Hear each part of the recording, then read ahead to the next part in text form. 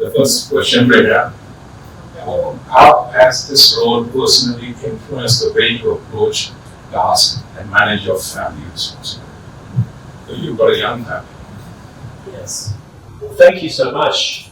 Rajesh, thank you for inviting me, and thanks everybody for taking time away from your busy lives, businesses, and practices, and Warren's busy all the time, so it's good to see him as well. I really appreciate it. I think it's an opportunity to have a two-way dialogue, to get our communities closer, for us to have a deeper understanding of the Indian subcontinent community in New South Wales, and also, hopefully, for us to explain some of our decisions. And when we get it right, celebrate that fact and double down on it, and where we need to do better, to hear it directly from the community. I love these forums, and I think that we should do more of them in politics.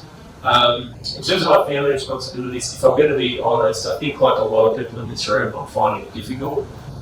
I do a lot of hours a week, and you need to do that when you're the Premier of New South Wales. I'm not whinging about it or complaining. I wanted the job, so I can't complain now. But if I'm being honest, a lot of the pressure and the burden falls on my wife. But I shouldn't say burden, a lot of the responsibility falls on my wife. And you've got to make an effort. So we worked all weekend, Saturday, Sunday, came back to Sydney, quickly put the kids in the car, drove down to the beach, had a surf, threw the football around, came home, went to bed. So that's sort of what we do, rinse and repeat. I think you will be fresh. The second is reflecting on the first 6 months in the office. Could you share some primary challenges your government has encountered? Especially, what would you identify the top 3 challenges, and could you elaborate on the strategies and action taken? When you do that in a high inflation environment, you add to the problem because you're stimulating the economy at the exact wrong time. So we're being responsible with our spending.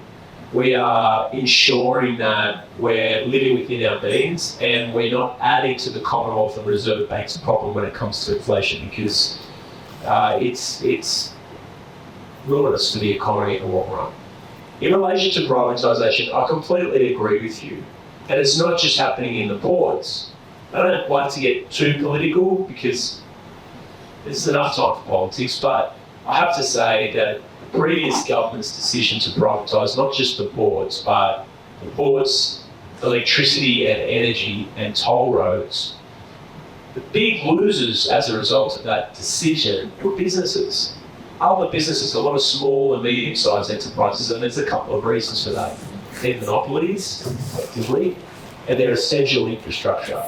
And more often than not, other countries' sovereign wealth funds are buying our infrastructure. So we are privatising government assets, and they're being bought up by other country national governments in some instances. It's a silly decision. We're doing our best, whether it's a toll cap on the tolls, whether it's a process to unwind the port deals. In particular legislation that was passed in the Parliament last year in relation to the Newcastle port. But it's hard. Once they're sold off, it's very difficult. So we've ruled a line in the sand and said critical infrastructure for New South Wales must remain in government hands. And I think it's been a mistake to sell it off. Now, selling off government assets at that scale feels good for a little while. Why? Because you get a big upfront check. As soon as that money's spent, you're behind. And you're behind forever. Because the asset's gone, the income stream's gone, and now it's owned by a private company. And what I can promise you is we will make decisions not just in terms of the government's bottom line and budget position, but also businesses and how they're operating in New South Wales. We want to be a magnet for new businesses and entrepreneurs in the state. Hi, the next question. Sunil. Thank you.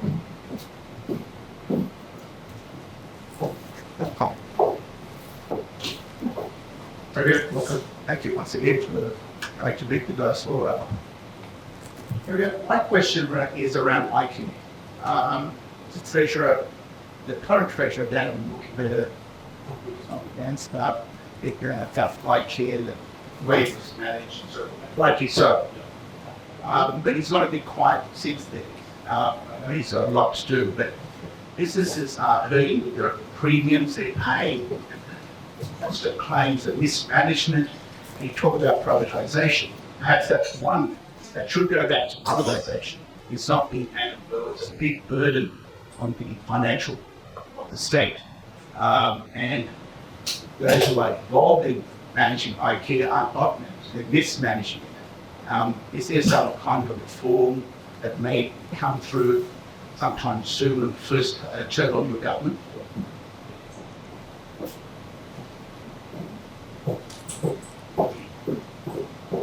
Thanks so much. I mean, look, I wouldn't recommend privatising it because it does need to be underwritten by the government, and if that wasn't the case, then it went to capital markets, then market forces would apply, and I couldn't predict what the premiums would be for industry and businesses in particular. But what I would say is you're right. When we were elected, the recommendation from IKEA was for a double-digit increase on premiums for businesses. We rejected that and had a more modest increase to keep the funds sold while we produced and attempted reform in IKEA. We know we need to do more.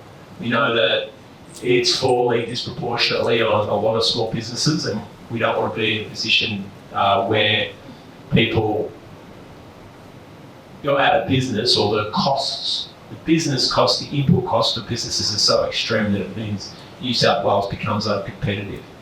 One area of reform that we have announced that is a major benefit for business and has been endorsed by Business New South Wales and a lot of the chambers of commerce across the state is insurance reform.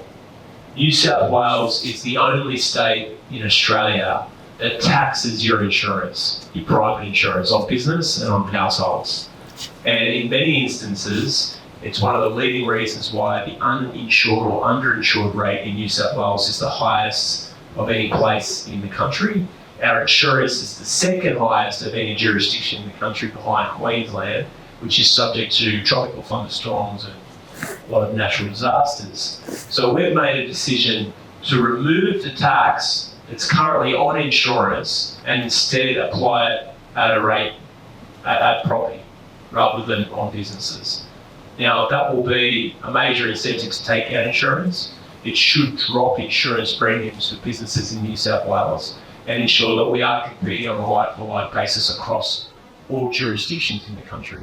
And that'll be a big reform. It's going to be controversial, but it's essential. At the moment, that tax on insurance is acting as a disincentive for businesses and households to take out insurance, and that's completely unsustainable. But thanks for your question. Our next participant is Veera Satrada. We official congratulate Veera as she has been selected as a finalist Problem Solver Award at the Shady Australia Awards 2023. I believe you have something very innovative to share with us today as well. So why don't you start with that? Thank you for the opportunity to share, and Premier, lovely to see you again. I just wanted to mention, of course, I think we've talked a lot about manufacturing, and I really applaud your points around encouraging and supporting small businesses and entrepreneurs. The work, of course, that's happening at the University of New South Wales around taking what is considered as a waste, that of course then is causing burden on our landfills, but seeing that as a valuable resource and raw material for manufacturing.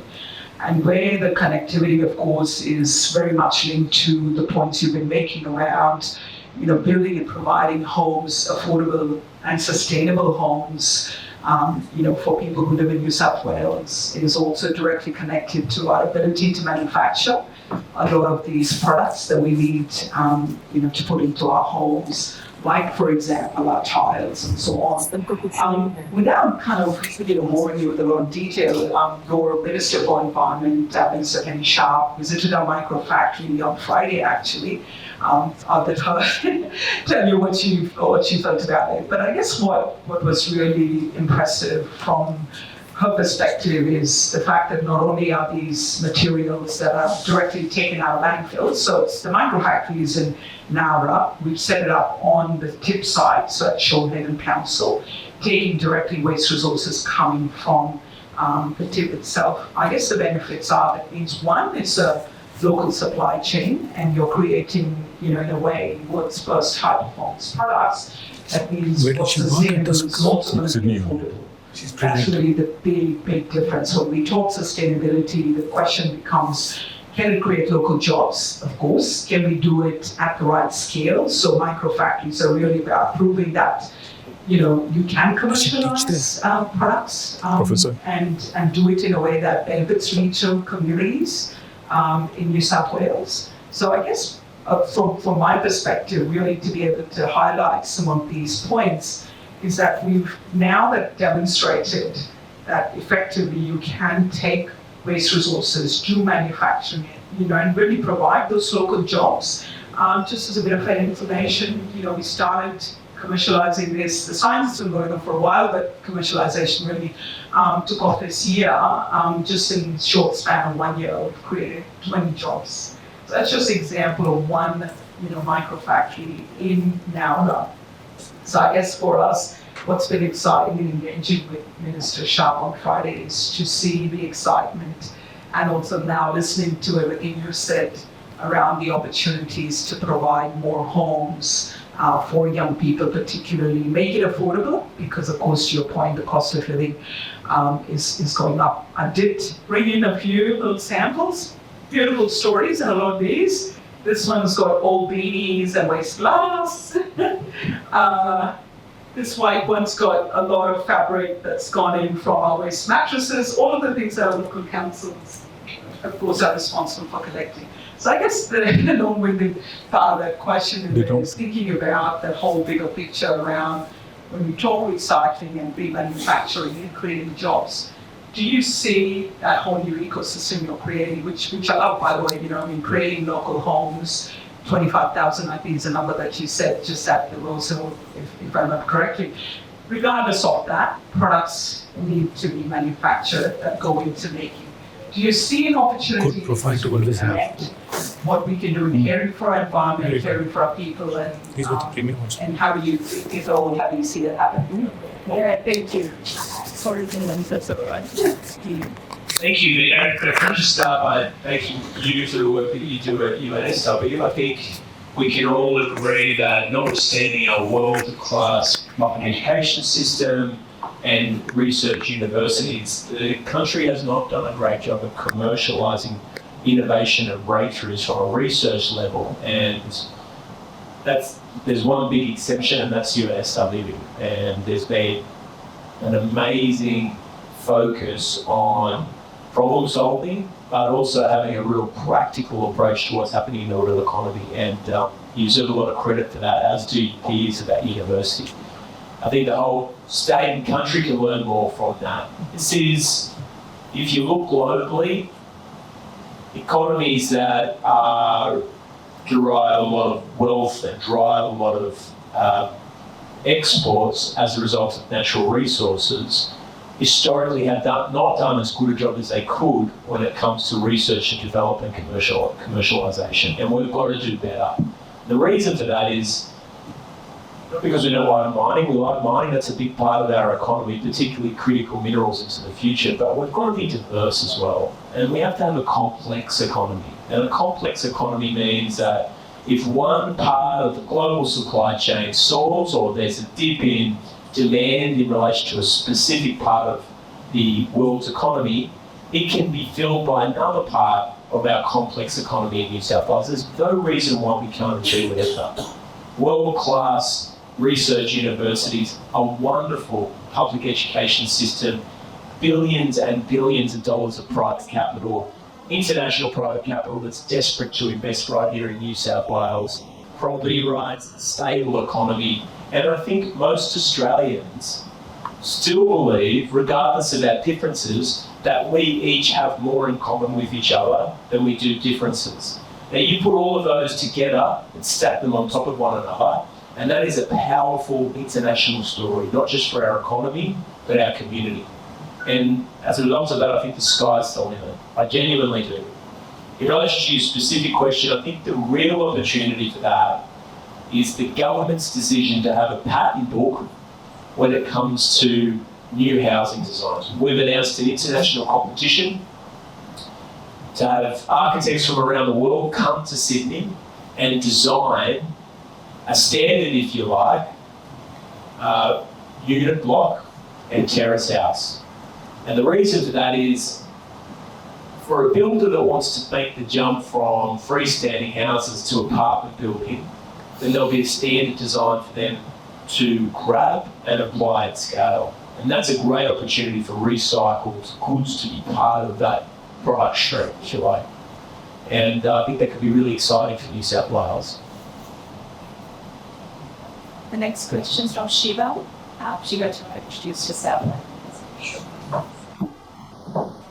Hey, so Shiva Mathurin, good to see you again. So basically, this question is with a dual platform. One is a business owner, obviously, and the second being heavily involved in the bilateral business space with India and Australia. My question to you, which I have actually asked a couple of more previously, some more premiers, and I have to say I haven't received very satisfactory answers to it. Not putting it on the block, but I'd really like to hear from you.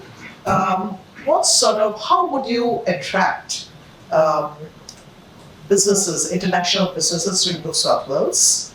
And what sort of incentives would you provide to these businesses to come to New South Wales? Now, obviously, based in New South Wales, I'm very keen to see how we can get New South Wales literally in the front block, as it were, as a first front runner to be considered for any businesses that are coming either from India or anywhere else to come first to NSW before they consider Victoria or Queensland or any other state. Over to you, Premier. Thank you.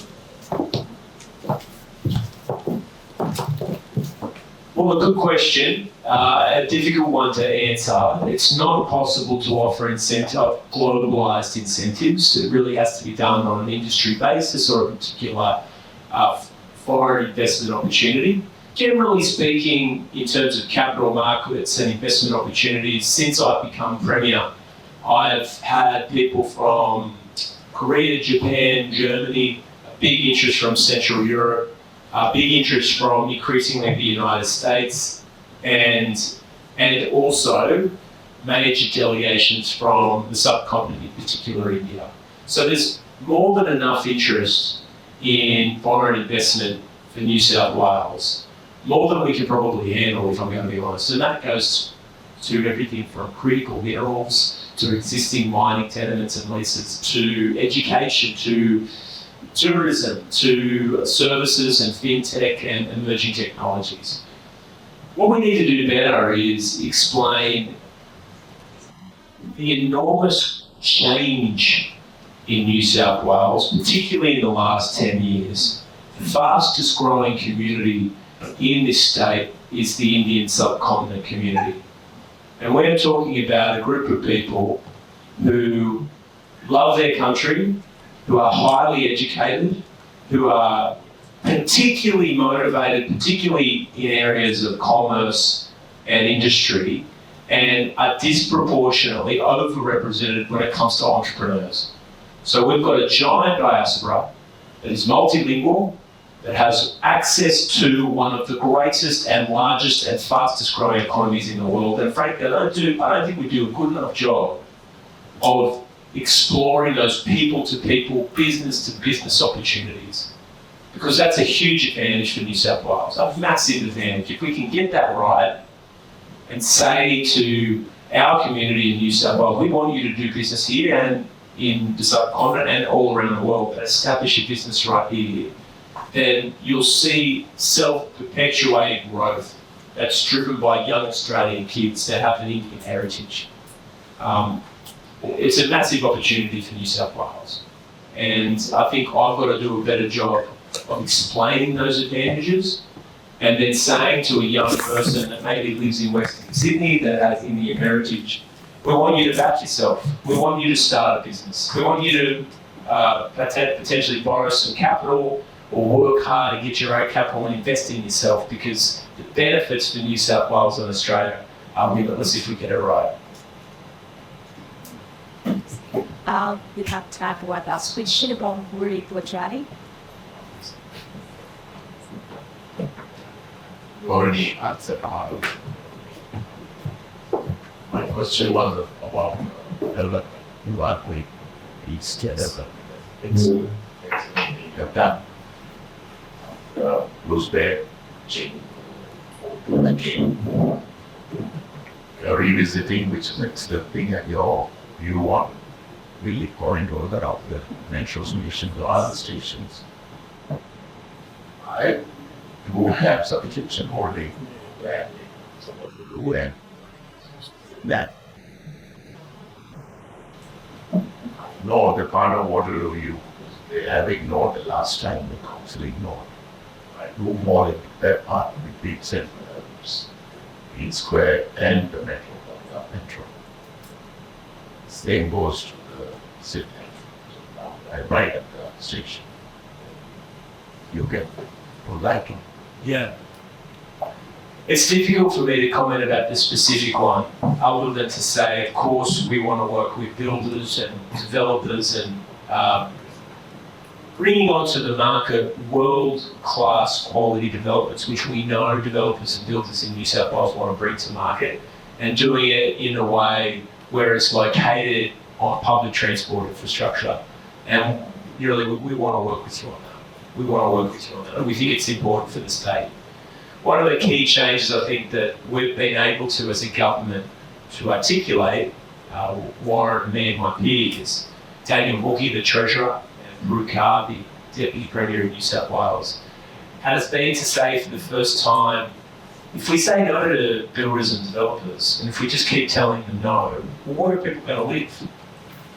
And try to bring that to the forefront of the debate so that we can have some common sense decisions when it comes to completions of buildings. And those statistics merely that I mentioned about Queensland and Victoria, they're damning on New South Wales. We've got the biggest economy, we've got the biggest population, and yet we're last when it comes to housing costs. So you might have a business that's not in construction, and it may not be in development, but I guarantee you've got a labour shortage problem at the moment. Guarantee you. And who can criticise a young person in particular when you consider how difficult it is to live and work in Sydney? So how can you help me and how can you help the state? Quite genuinely, you're going to read in the newspaper and you're going to see some politicians, some of them might be on my team and some of them might be on the other side's team, who say we don't want development, or there's too much development going ahead, or the government's plans for infill are wrong. Challenge them. And you don't need to get into a fight with them, but you can just ask them a really simple question. Well, if not there, then where? And if they come back to you and they say, well, nowhere, well, you've got your answer. Because that's not a solution for Sydney. And it's not fair for Sydney either. And that's where we really need your help. We need to make this public argument, but we can't do it by ourselves. We need regular people, business owners, those right throughout metropolitan Sydney to say, we agree with the government here. People have to live somewhere. The implications of not getting this right are just too extreme. And I want to say a couple of things. This isn't party political because there's some people on the Labor Party side that don't agree with the government's plans. And there is a few people on the Liberal and National side that do agree with our plans. And have said so publicly, and they deserve a lot of credit for that, genuinely, because that's not an easy thing for them to do. So this is not really party political, it's just about driving the right agenda for the state. Young Australians, giving young Australians an opportunity. That's all we're asking for. Thank you. And lastly, we extend our appreciation to the Harvard for very graciously hosting this forum. Thank you very much for having 3 successful years behind them. Thank you very much. And Premier, I request you to say a few words. Thank you, Nihala, and thanks to everybody for coming in today. I really enjoyed this. I think we should do it. If you're free, we should do it more often. I know you're all busier than I am, but I really enjoy the exchange. I think we'll be a better government for it because we can hear firsthand what people are saying, and it's all out in the open. It's being recorded. People can look at it. They can hold the government to account, but I can also explain what the challenges are while we've made different decisions. So this is what good politics is all about. That's why Australia is such a wonderful country, because we can hold events like this, talk about the future and do it in a constructive, friendly way. So I genuinely appreciate the opportunity. Thank you.